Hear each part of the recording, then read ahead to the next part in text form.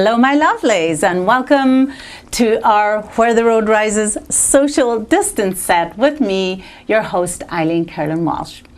Our guest today delivers a breath of fresh air in the midst of our COVID-19 anxiety.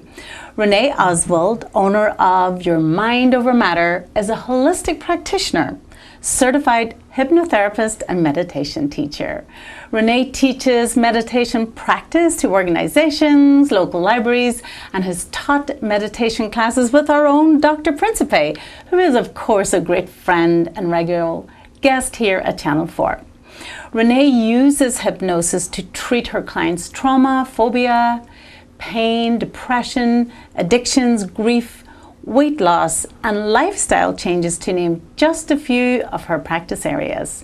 She also teaches well-being and personal growth through positive self-talk, coloring mandalas, making vision boards, and, in her own words, many other fun, different, wonderful, and crazy methods. She teaches individuals as well as groups. She has family therapy. She teaches in person, via telephone, and like many others in these days of social distancing, is Zooming day and night. We are delighted Renee will teach us a little today about these fascinating subjects. Welcome, Renee. Thank you, Eileen. So why don't we start with telling me what drew you to these sort of alternative therapies of meditation and hypnosis? Okay, so it started that, I started to read books on, self-improvement, self-hypnosis, hypnosis, meditation. And then I decided in the 90s, when I was a smoker, that I was going to go to a hypnotist to quit smoking. And this was like really, like on the cutting edge that I was doing this. So I went to a hypnotist and he explained everything to me about what was going to happen, what it was doing to my subconscious mind, how things were going to be, and I stopped smoking. And it was like, oh my gosh, this is like so powerful, because I tried on my own. I'd gone for acupuncture, I had done some other things, and it just didn't seem to work. And that worked for me, and I thought, this is like magical. So then I wanted to learn more about it. So I did read more about it, study more about it, but it wasn't until 10 years ago that I actually went and took classes and got certified. Beautiful. And what is hypnosis and how does it work? So hypnosis is a matter of just relaxing the person or the group, whatever it may be. But so you go into a relaxed state. When you're in that relaxed state, when your body is relaxed, your mind usually follows, and that's relaxed. And then you go into a state that's called theta. And theta is like right before you fall asleep. So, like how when you start to doze off, that's where the subconscious mind is most suggestible.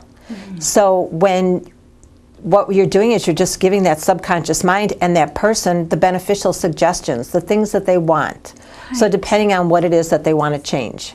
So it's not some woo-woo or some dark force we're tapping into. You're truly working with your patient's subconscious mind to help reinforce the positive habits and the positive changes that they want to make. Right, correct, yes. Beautiful, beautiful. And you also teach meditation. So why don't you tell us what meditation is? And I know that's a huge, deep, wide subject. So maybe in simple terms, what is meditation and what does it mean to you? Okay, so a lot of times people will say, well, I can't meditate. I know that there's all different kinds of meditation, and I also know there's all kinds of meditation. And I've never really gotten into any of the real deep type meditations, although during a meditation with me, you can go very deep. I like to call it just simple, easy, wonderful, which comes out to S-E-W, sew. So think about when you're sewing and how it just goes and flows. And so that's what I look at the meditation. So what I tell people is, just learn how to calm down and relax, and by doing a step-by-step, that's what we do. And I say to them, if thoughts come into your mind, which a lot of times thoughts are going to come into our minds, that's what our minds are supposed to do, they're supposed to think. But when thoughts come into your mind, it's just a matter of just saying, you know what, I'm not going to think about that now. I'm going to go back and listen to what Renee is saying as far as the relaxation. So it's not getting So it's kind of like, don't get upset with what's happening because now you're thinking about other things. It's kind of just say, I'm just going to release that. I'm going to come back. I'm going to go, listen to the words about relaxation, and I'm just going to continue to relax. Mm-hmm. I like that, Renee, because meditation carries such a weight that we think about. If we're going to learn to meditation, we're thinking about thousands of years, and we're thinking about transcendental and mantras, and just and that we're not going to be able to let our thoughts go. So I like the idea that you just really get calmed down, and that you can have your thoughts, and that you can still become very still and get some value from it. Yes, absolutely. So what are the similarities between hypnosis and meditation? Okay, so I actually did a class at Solder World on this, and all it is like relaxation. So if I'm going to do either a group hypnosis, an individual hypnosis, a group meditation, what it is relaxation. So we go either from the top of your head down to the tips of your toes, or from the tips of your toes to the top of your head, and we do a step-by-step relaxation. That's done in hypnosis and self-hypnosis. It's also done in meditation. So it's a matter of relaxing. In meditation, a lot of times you go on a journey. You'll go on a path. You'll go to a special place. You'll get to experience different things that just feel so wonderful. Now, so you're getting beneficial suggestions, how to relax, how to enjoy nature, how to just, be yourself. In hypnosis, now you get beneficial suggestions also. And those beneficial suggestions can be, now you're a non-smoker. Now you're going to feel less anxious. Now you're going to be able to take that test that you were so anxious about. So there's always beneficial suggestions. And because you're relaxed, when you are relaxed, then you go into theta, which is right before you fall asleep. And again, that's when your subconscious mind is most suggestible. So in both cases, it's relaxation and it's getting beneficial suggestions. And you use your meditative techniques to get your hypnosis patients to the point of relaxation that you can help them with the suggestions for the subconscious mind. Is that Yeah, kind of absolutely, how it works? yes. And can these therapies be life-changing? How do you see, what kind of results do you see with your patients through hypnosis and meditation? I'm going to tell you, I am surprised when I work with people myself, and I've been doing it for 10 years. But it's just like when I see the wonderful changes, I think, oh my gosh, this is just so wonderful, just by doing a relaxation and giving that person beneficial suggestions. So some of the things that happen are, naturally when somebody's a smoker, I mean, a lot of times in the smoking world, it's just so unhealthy, and people are suffering with unhealthy things. And to think that maybe they've smoked for 40 years and all the habits that go along with it, and we do 1 or 2 sessions and they quit smoking. And to me, that's like magical. It's almost like a miracle. It's like, wow, that's wonderful. And it's wonderful for them too, because now they're going to lead their life in such a healthier way. So that's one thing. But then there's like the dramas and the traumas and the things that have happened to people. So most recently, like in March, there was a lady who wanted to drive over a bridge. And for 20 years, she hadn't been able to drive over a bridge. And her daughter lived at the other side of the bridge. And her daughter was going to have a baby. And what she would do is she would drive up to the bridge, she would call Uber, and Uber would drive her then to her daughter's. So in most cases, her daughter would say, Mom, why didn't you just call? And she goes, oh, I didn't want to bother you, So then they would drive her back to her car. So we did 1 session, and then she got kind of nervous, and then it ended up to be icy the day that she was going to drive over the bridge early in the morning. So she came back, we did another session, and then she sent me a picture of her just sitting in her car after she drove over the bridge. And she told me about when she pulled up by her daughter's, and she knocked on the door, and her daughter looked at her car, and she goes, how did you get here? And she said, I drove over the bridge all by myself. So it was amazing. And then she sent me, a few weeks later when her daughter had the baby, she sent me all the information about, her daughter having the baby. And she said, I can go there anytime I want and not have to worry about it and not fret about it and not be concerned about driving over the bridge. So So Renee, was there something in her childhood or early life that had contributed to that very unusual phobia, or are just some people subject to particular fears and phobias that don't necessarily come from a drama? Well, you know what? Something did happen to her. So when her kids were small, she was driving over a bridge where there was construction, and they were directing her to go a certain way. At least she thought that that's what they were directing her. And she went this way, and she could have been into a very bad accident. She was not, and they corrected her, and she had to back up her car. And by this point, she was like really nervous, and all she thought about was, oh my gosh, I've got my kids with me. This could have been, you know, like very bad. And from that, she had a very difficult time then, even being on a bridge when somebody else was driving, but which she could go over the bridge with someone else driving, but she said very tense, very nervous. And then she said driving herself was just impossible to do. Oh my, oh my. And that really has to make you feel terrific. Oh, yes. That you give people their lives back if they have been so debilitated by something like that. Yes. What are some of the other issues that people come to you with? So I've helped quite a few people also with test taking. Okay. And I worked with one lady in March, and she wanted to pass the realtor test. She had taken it twice and did not pass it. And she said, I know that I'm prepared. I know that I'm ready. I just crumble and fall apart when I get there. I'm just so nervous. Mm-hmm. So it was the day before she was going to have the test done. And we went through step by step, you know, like about the test and what that was going to look like. And I did that during the session also. But then I gave her also pointers and tips, you know, like make sure you get a good night's sleep. Make sure that you get up in the morning and you have breakfast. You know, make sure that when you get there that you have plenty of time. All the other things that you would think of, but when you're nervous, you're not doing those things. Mm-hmm. Mm-hmm. So as soon as she completed the test, she sent me a text and said, oh my gosh, thank you. I never would have been able to do this without you.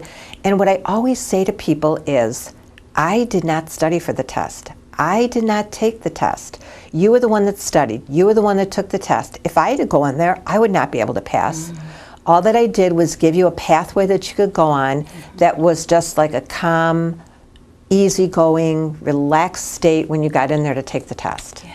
So you're giving back to people or making them realize that the answer is always inside them, but you just show them how to get there, the roadmap to it. Yes.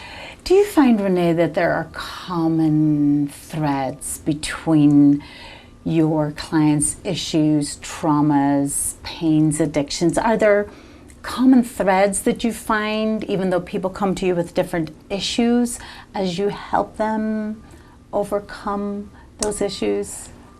I think a lot of it is, first of all, the way that we talk to ourselves.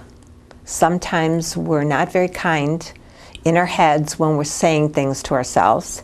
So it's always good to, say those words, I am smart, I am okay, I can get through this.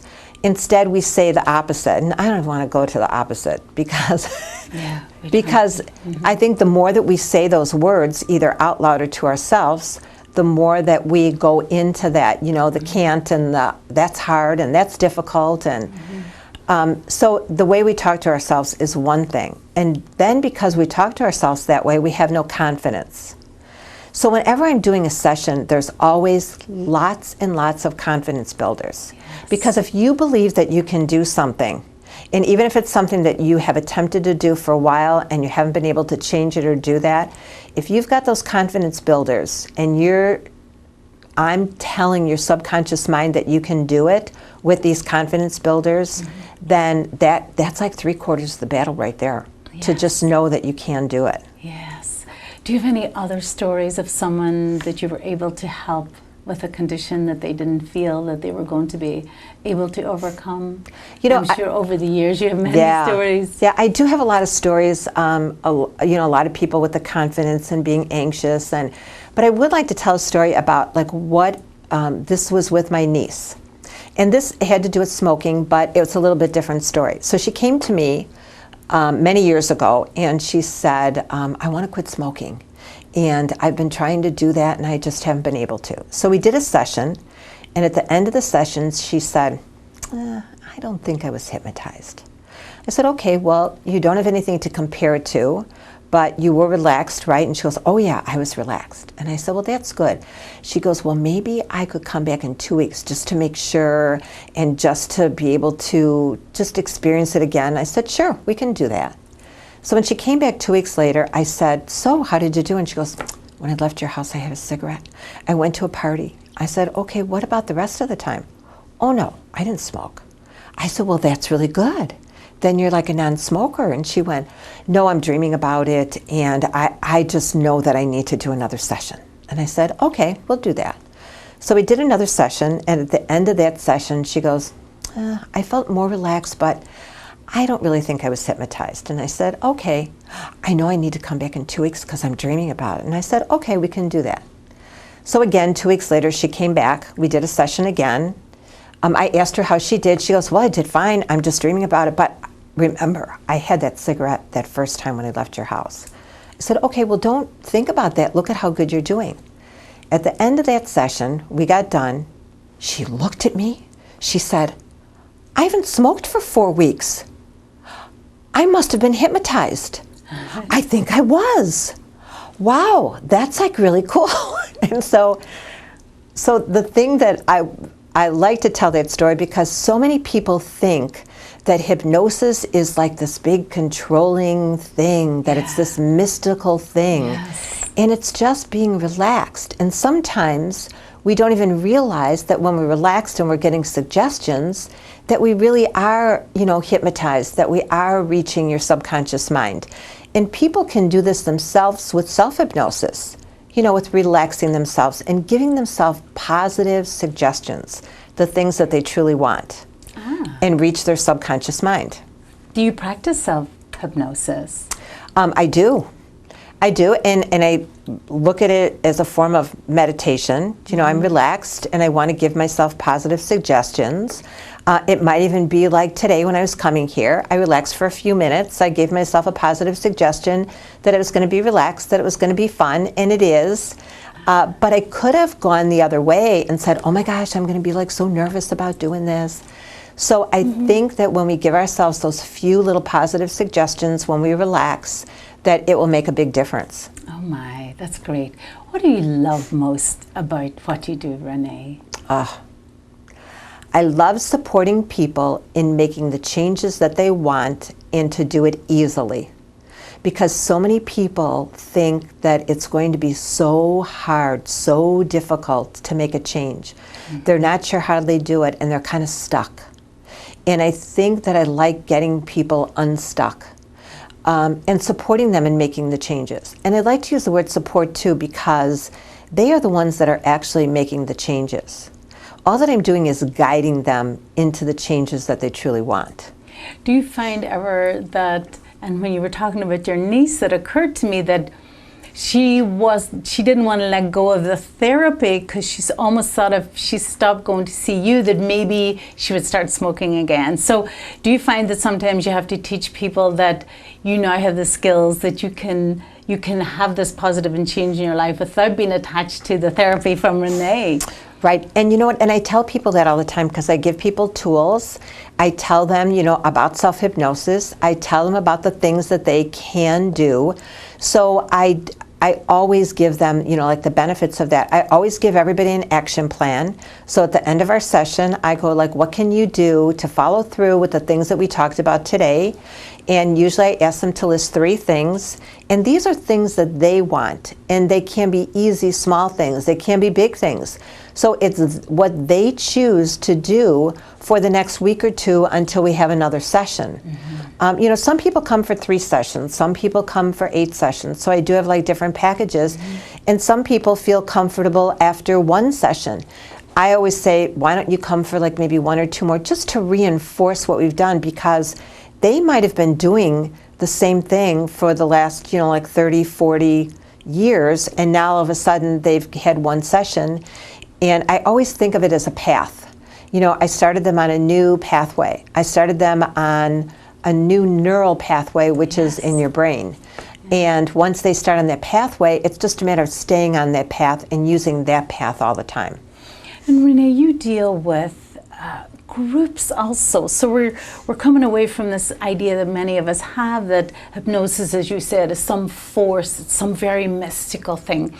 Whereas if you're dealing with an entire family together or a group together, clearly it's not just some force you're channeling to that one person. So it kind of helps us see that this is a very beautiful, very natural therapy where you're working with what we have already naturally, rather than channeling something that people might be a little bit afraid of. Hypnosis, I certainly would have had an idea that you go to a show and you're going to be walking around talking like a chicken or something like that. So I love that you're helping us see that hypnosis is natural and beautiful and helpful, not an object of fun.